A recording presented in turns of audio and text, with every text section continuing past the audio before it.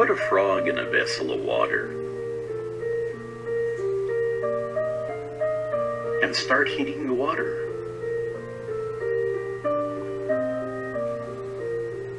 As the temperature of the water rises, the frog is able to adjust its body temperature accordingly.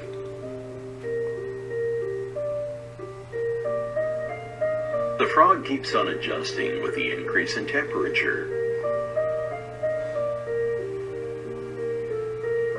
Just when the water is about to reach boiling point, the frog is not able to adjust anymore.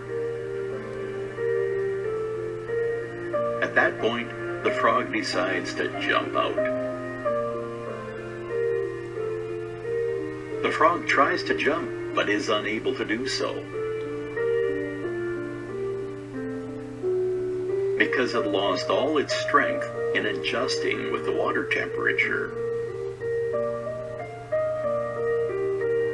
Very soon, the frog dies. What killed the frog?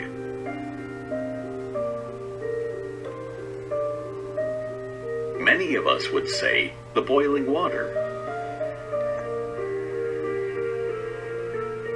But the truth is, its inability to decide when it had to jump out killed it.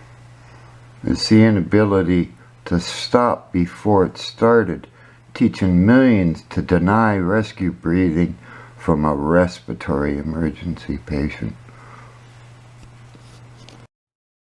Millions of people around the world taught all the signs of a breathing emergency, which proves you're alive, and then they're instructed to give chest compressions, deny rescue breathing.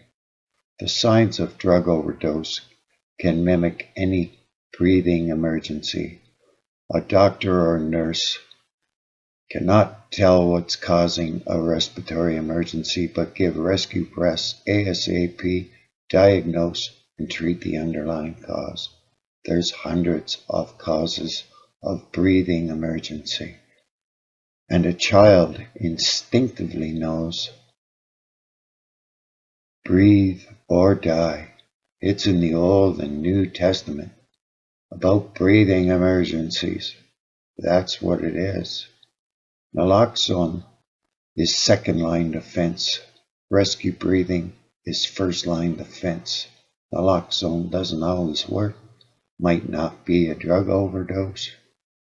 There's so many left with permanent brain damage, oxygen deprivation, and multiple organ system failure, and out murdered.